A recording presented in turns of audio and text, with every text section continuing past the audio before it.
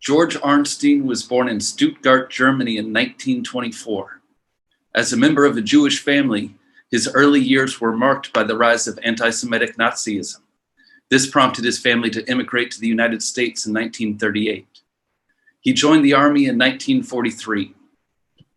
He was deployed with the 76th Cavalry Reconnaissance Troop and served in the Battle of the Bulge. He was a crypto-analyst, interrogator, and much more. He returned to Wisconsin after the war and went to college. He has been a longtime fixture at the World War II Memorial. He honors his fellow veterans in commemorative events and is always so generous with his time and wisdom, especially with the younger generation. We're thrilled to have him here with us today. We won't have a pre-recorded presentation, just a conversation, so please just type your questions into the chat as they arise. But yeah, we just love to talk about your life story today and share some of the lessons that you've learned throughout your life. But I was wondering if you could describe your childhood in Germany. What was it like in Stuttgart in the 1920s? Life, nothing unusual. 2 parents, 1 sibling, normal. And what did you do as a child? What were your parents' lines of work? A normal childhood until the Nazi government took over and started its anti-Semitic wars. And the belt tightened. When you say the belt tightened, what did you experience? At the secondary school, the elementary school was normal, but in the secondary school, I was exposed to some ostracism. Mm-hmm. And that finally caused my father to ask me if I wanted to go to Switzerland and leave Germany and go to school. And I went to Geneva, where I became almost fluent in French. And when did you travel to Switzerland? What year was that? 1938. 1938. And your father was arrested, correct? After the so-called Night of Broken Glass, Kristallnacht, the Nazis rounded up all Jewish men between the ages of 16 and 60, and that included my father. They shipped him off to Dachau, which in those days was a concentration camp, not an extermination camp.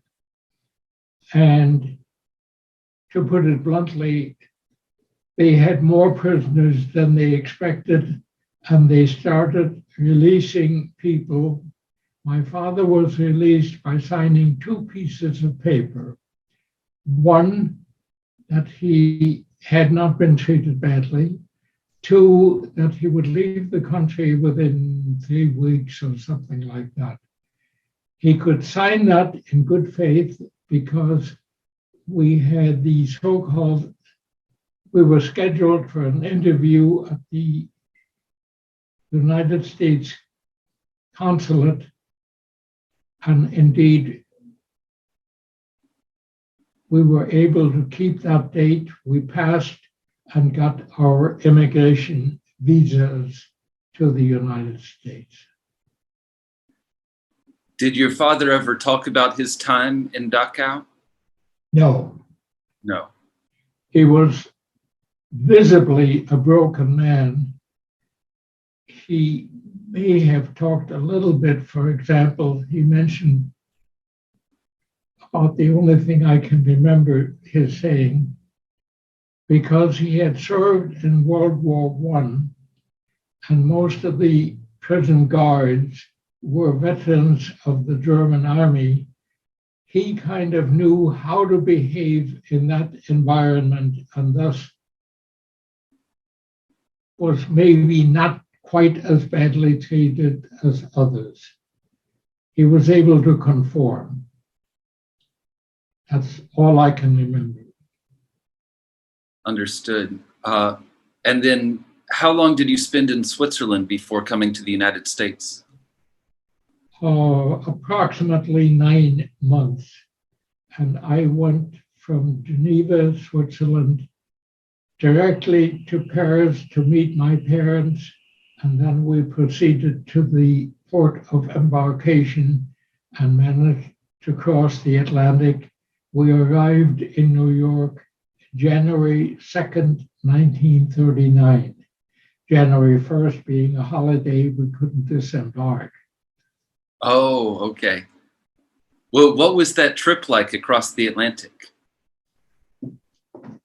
I either have to adjust the volume or something. Say again, please. What was the journey across the Atlantic like? I'm sorry, I still can't make out the question. I'm sorry, sir. What was it like to come across the Atlantic? I can't say it was luxurious, but it certainly was comfortable. The conditions were unusual. You couldn't take your money out of Germany. They confiscated most of it, but strangely enough, you could prepay the transatlantic passage. So we wound up quite comfortably on a Cunard liner, specifically the Franconia, and we probably got seasick and things like that, but it was a very nice passage. Do you recall what it felt like to arrive in New York?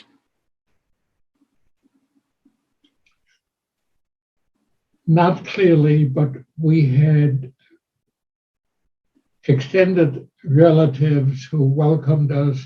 And I remember we wound up in Jackson Heights with a family distantly related who were very nice and welcoming, and I guess put up with our broken English, and we started learning.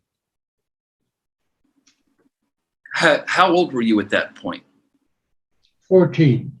14. So did you go to high school? No, we were hung up in New York for a very short time. Our destination was San Francisco. Okay. Where we had extended relatives, not close ones. But strangely enough, my grandmother was born in San Francisco, and thus we had connections there, not strong, but nevertheless, I'm very fortunate. We all were fortunate to wind up in San Francisco. And there I started high school and even made the honor roll. Oh, congratulations. Yes. What Something to brag about. What was your favorite subject? That's hard to answer. In a way, it was English, of course, because I was determined to learn it and even master it.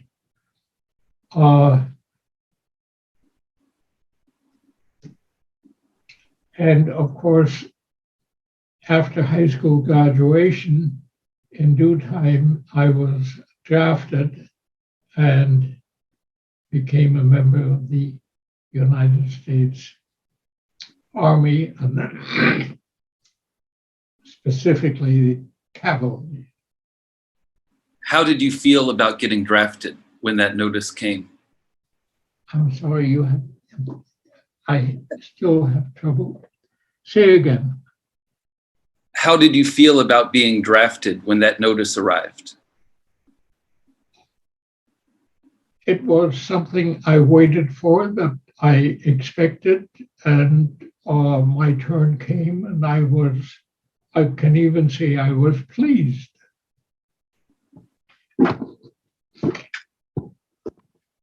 And then back across the Atlantic, how did it feel to be returning to Europe after your time in America? Let me inject something first before we cross the Atlantic.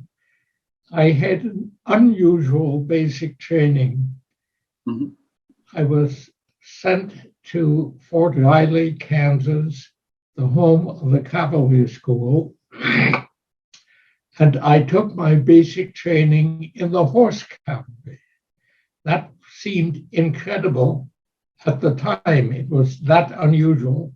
And today it sounds as if I were making this up. Can you imagine being trained as a radio operator on a horse?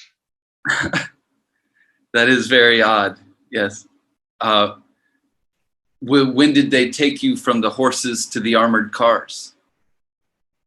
At the end of basic training, I was sent to Camp McCoy in Wisconsin and became a member of the 76th United States Cavalry Troop, mechanized. Mm-hmm. So the mechanized is important there. It certainly is, because when we went overseas, we were in armored cars, not on horses. And when did you arrive in Europe? December 1944. Wow. First to England for two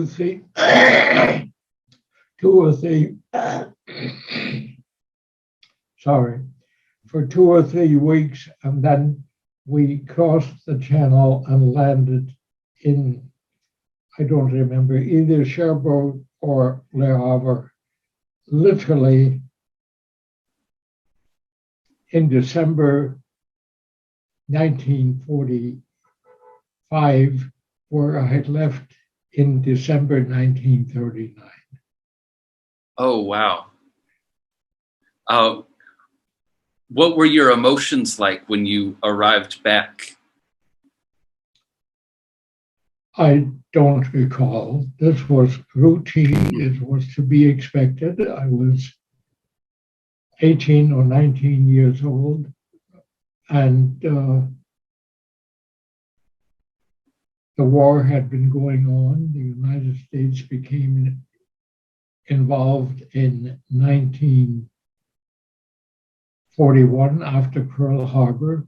And so I don't know if I had any unusual feelings. It was us against them. They had either attacked us in the case of Japan or declared war on us in the case of Germany. Did you still feel German? Did it feel like you were fighting your home country?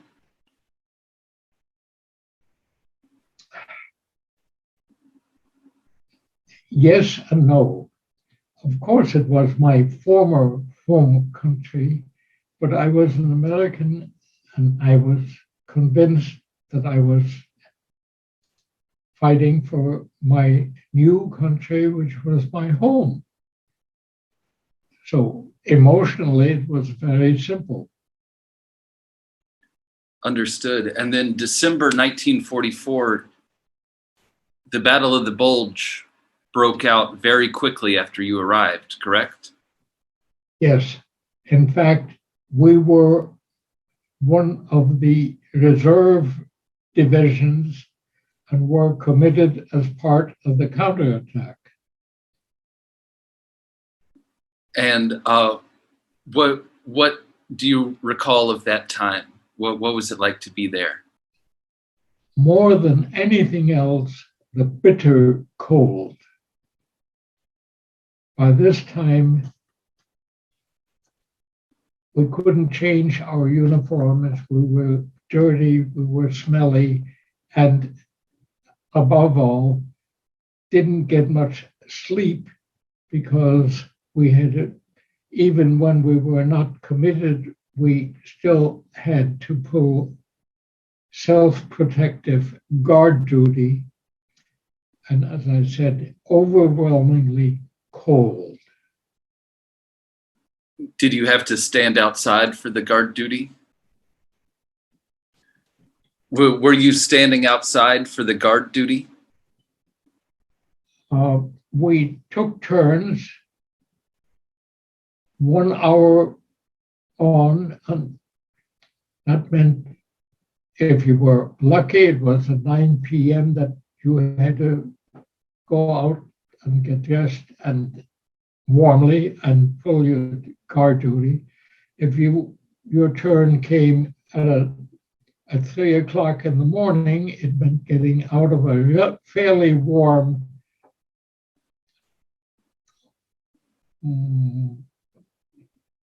wherever we were. We didn't use tents very much, and we certainly didn't use slit trenches because we were never anywhere long enough to dig a slit trench in the frozen ground. So you had to get out of bed, be alert, pull guard duty for 1 hour, and then had a chance to go back. I use the word bed, of course, go back to sleep someplace where it was fairly warm. Did you see combat in the battle? Because we were a mechanized unit, we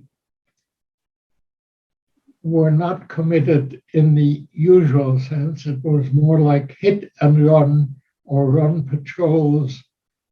So World War II was a war. I'm not talking about the Russian front now. The Western front, it was a war of motion. Not the kind of trenches we all remember from the movies about World War I. Mm-hmm.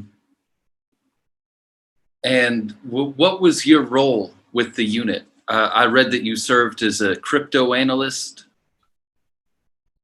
I was a gunner, a radio operator in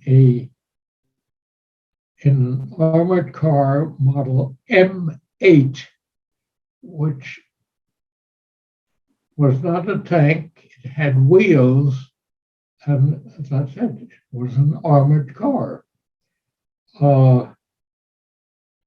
As a radio operator, and I still have a certificate that I'm proficient in Morse code. I should add, was proficient. I certainly am not today. But we literally never used Morse code. We did have voice communication. In other words, you talked into a microphone and were able to talk to another armored car or a machine gun jeep, which was also part of our equipment, or to talk to headquarters. There always is a headquarters that you have to talk to, or they talk to you. Certainly. And were you asked to speak with German soldiers or citizens with your background? I was assigned to a reconnaissance troop was probably accidental, though it turned out to be very useful. In France, I spoke French. In Belgium, I spoke French. In Luxembourg, they speak a mixture, but everybody knows either French or German.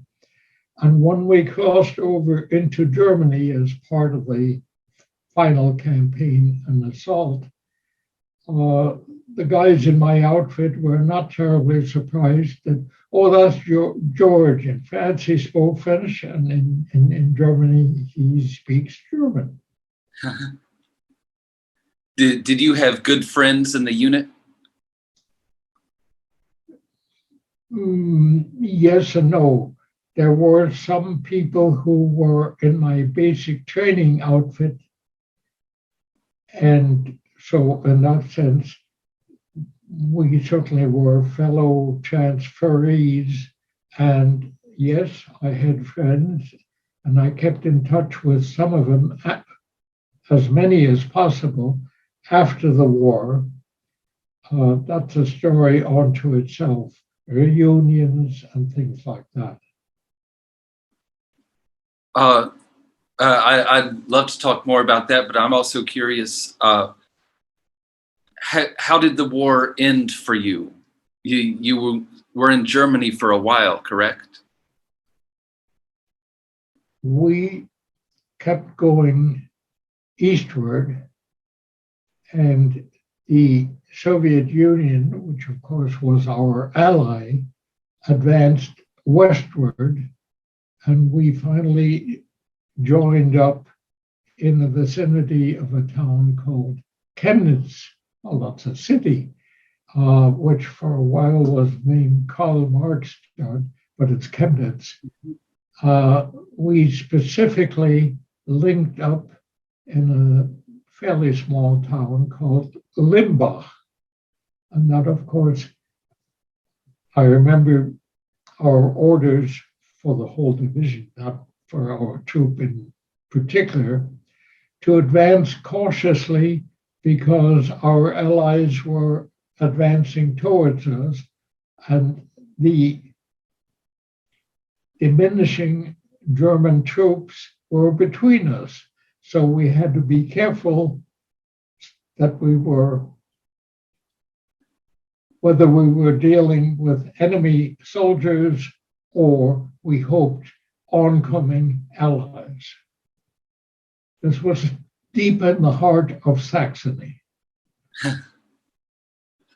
What was it like meeting the Russian allies? I would say a feeling of relief more than anything else. We knew there was Japan, of course, but that meant we were out of danger, not only immediate danger, but nor was it peace, but it certainly was more or less peaceful. Mm-hmm. Did you meet any of them personally? Russian soldiers? Did they what? Did you meet any Russian soldiers personally? I have a blurred photograph of one of my fellow troopers who has long since died, and two Russian soldiers. It's a lousy photograph, but we were all sitting on a bench together, and a fifth person obviously took the photograph. So in that sense, it was amicable. They probably felt a sense of relief just as much as we did. It's over. We met, the Germans lost, we won. And you did denazification in Germany, correct? Right. After the end of hostilities, after the Germans surrendered, there were millions of us expecting to go to Japan, of course. And I remember being shipped off to a replacement depot. It was called Camp San Francisco, and it was in Chateau Thierry, France. And while waiting, I guess, reassignment and future shipment, the atomic bomb dropped, and we knew that was the end. We were not going to Japan. So I was shipped back to Germany. In fact, I was assigned to USFET, which used to be SHAFE, Supreme Headquarters Allied Expeditionary Forces.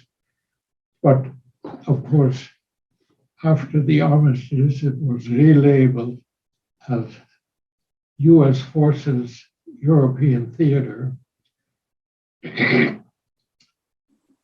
I was fortunate because I then was sent to a little suburb of Frankfurt called Bad Homburg, where I was assigned a daily intelligence memo of all anti-American activities in the European theater. So all these reports came into Bad Homburg, and I edited or compiled a daily digest. What I remember more clearly is that the anti-American activities didn't amount to much. Typically, it was an incident where a German soldier finally came home and found that his wife or girlfriend was shacked up with an American or had been seduced by chocolate or cigarettes, and that was anti-American activity. It didn't amount to much. I was terribly impressed. The Daily Digest was only for circulation among colonels and up. I was terribly impressed. And I have since gone to the National Archives in suburban Maryland and recovered all kinds of interesting things about my outfit and my division. And I even have some of these things stored in my computer. And I kept looking for the Daily Digest that I edited, and I have not found it. And I'm not willing to go out there and dig some more. It's not worth it. Well, what did you learn about your unit? Say again, please. You said you learned interesting things about your unit. What did you learn?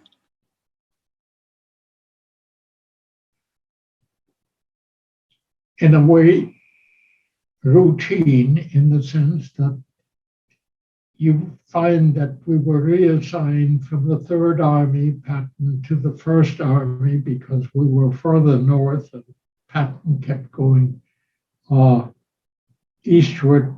Further south, he came across Alsace, crossed the Rhine, and wound up in Bavaria. While we were in, so I found bureaucratic evidence of how we were transferred from Third Army to the First Army, how we had certain objectives which we did or did not reach, including a notice that we were further east than any other Allied units for a while. Wow. Whatever that means. When you were there, did you really know that you were being transferred between armies, or what your big objectives were, or did you learn about that later? I certainly don't remember whether we were aware of it or not. After all, that was a bureaucratic transfer as far as we were concerned. Our job still continued to be to explore advances against the German military, meaning troops and or whatever there was east of us, and we advanced. We advanced till, as I said before, we met the Red Army, and then we relaxed. That's when did you return to the United States? Fairly late, April, must have been 46, 40. because we had to wait our turn to be repatriated. There was a point system, and you had to have enough points. You got 1 point for every month of active duty, and you got an extra point for every month overseas. And whenever your number came up, you finally got to go home. In my case, that took a year and a half or something like that. And I mentioned earlier my assignment in Bad Homburg. I had additional assignments later in Bavaria, where I was part of the Office of Military Government for Bavaria, and did denazification work and things like that. Did you want to stay in the army after the war ended? No, I made, with hindsight, what was probably a hasty decision. No, I had enough. I wanted to be a civilian again. Today, I'm more mature. I think I might have joined the reserves. Mm-hmm. Well, what did you do when you returned home? I went home to San Francisco, of course, and then I went across the bay to Berkeley and asked the University of California to admit me. And they instantly admit me as a probationary student. And at the end of one semester, they dropped the word probationary and I became a normal student. Keep in mind, it's not as extraordinary as all that. In high school, I had made the honor roll and they knew about things like that, and that counted, shall we say, in our favor. Well, Berkeley is a fantastic school, so you would have had. I'm having trouble hearing, and I keep adjusting the volume. I'm sorry, sir. It might be a problem on my side. But what did you study at Berkeley? A liberal arts education with a major in poli-sci. Wow. Well, it was a chance for me. After all, I didn't have an American childhood, to catch up with American literature. I remember taking a course in the American novel, as well as standard English courses where you are exposed to Shakespeare and others, part of a liberal education. I was exempt from the foreign language requirement because I took a test and I passed. So that meant there was additional opportunities to explore other things as part of the undergraduate experience. That's fascinating. You fought for America and then sort of learned about it later, it sounds like. Was it important to you to understand that literature and the culture? Yes, but above all, I enjoyed it. As part of an undergraduate experience, you had to read novels and other things. of course, I took a lot of history, and it was a good experience. Still part of my Americanization, if you will, but the Army took care of much of that.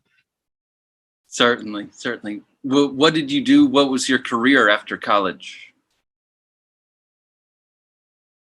I was at loose ends after I got my bachelor's degree, and I had eligibility left under the education benefits of the GI Bill. And I decided to go to Europe. I enrolled in the University of Geneva and the Graduate Institute of International Studies. I brushed up on my French language skills, and I don't know how much I learned. I don't know how seriously I studied. The point is, after less than a year, after 9 months, I went home and became a graduate student at Berkeley, where I went on to get a PhD. So I had a Bachelor of Arts, Master of Arts, a California teaching certificate, which I used a little bit, and then went on to get a PhD. That somewhere along the line, I met my wife, who went to UCLA and came to Berkeley for a summer session, and that was her doom. And the beginning of 46 wonderful years. That's amazing. You said you used your teaching certificate a little bit. Did you teach? While getting the PhD, I was a substitute teacher in the Oakland Public Schools. That meant a source of income, of course, and also an interesting experience because you were sent to a school where you taught for 1, 2, 3, 4 days, and then maybe nothing, and then you got a phone call asking you to, or asking me to report to a different school. So as a teaching experience, as a learning experience, it was very broadening. I'm sure. How did you get to Washington, D.C.? The short answer is a job offer from the National Education Association, where I became the assistant editor of the monthly journal, which was it still exists in a different form today. 64 pages, more or less monthly, not during the summer, and a circulation of, at that time, 600,000. So with minimal journalistic experience, mostly college newspaper, I became a competent editor. And I was, of course, shocked by the fact that English is not my native tongue, but it was up to me to clean up submissions which were sometimes amateurish, sometimes professional, and make them fit for publication. So I was editing native speakers of American English. That is funny. And when was that you were doing that job? approximately, maybe accurately, 1955. Oh, wow. Okay. And the move to Washington was successful for both of us. My wife coined the phrase, Washington is a wonderful mud pile for two professionals to play in. I don't think she said mud pile, but whatever. You get the idea. That's funny. So, you come to so many events at the World War II Memorial. Could you tell us what that memorial means to you? Well, first of all, yes, it's a good thing. But I must also say that stylistically, it is not my favorite. And I'm very conscious of the fact that the architect or designer of the memorial was, I think, an Italian, and the style is a bit more bombastic than I care for.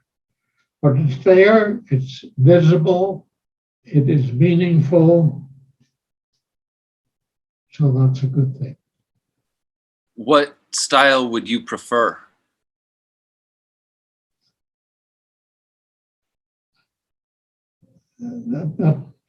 That's a negative question. I don't mean it that way. I'm just curious how you remember your experience and want it memorialized.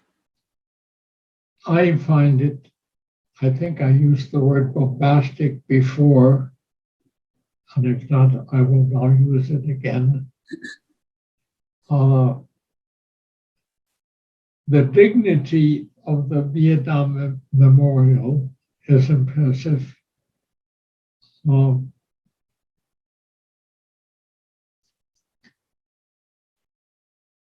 Let's talk about something else.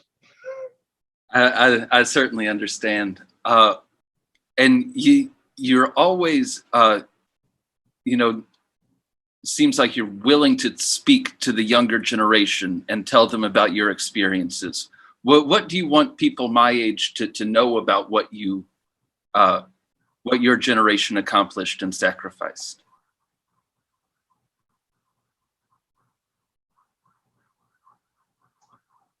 I don't know how to answer that. The question calls for an answer which sounds a bit patronizing, and I don't think that's a good idea.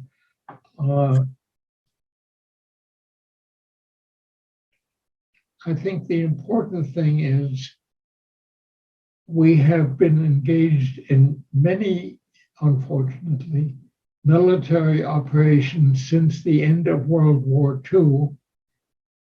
That is the last one we unequivocally won and the enemy surrendered. Everything we have done since then as a nation has been less clear-cut. Certainly. And did World War II feel clear-cut to you at the time? Was it, or did it take reflection to understand it?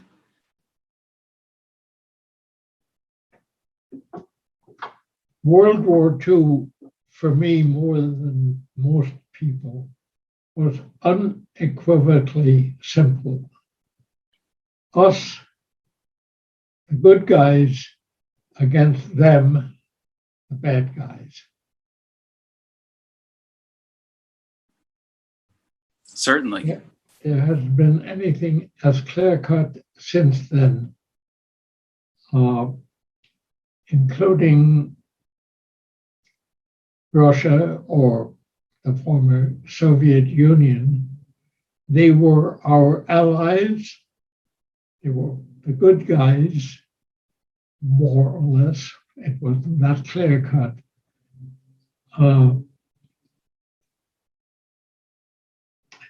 we're getting into geopolitics, and I don't think I want to get into that at this time. Certainly, understood. Could you tell us more about your family in San Francisco? When you first arrived in the United States, was your family able to settle down and start a new life here?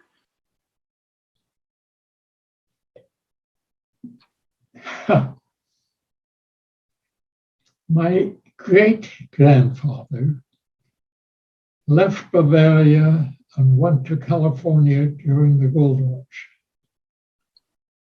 He imported a wife, fairly typical in those days.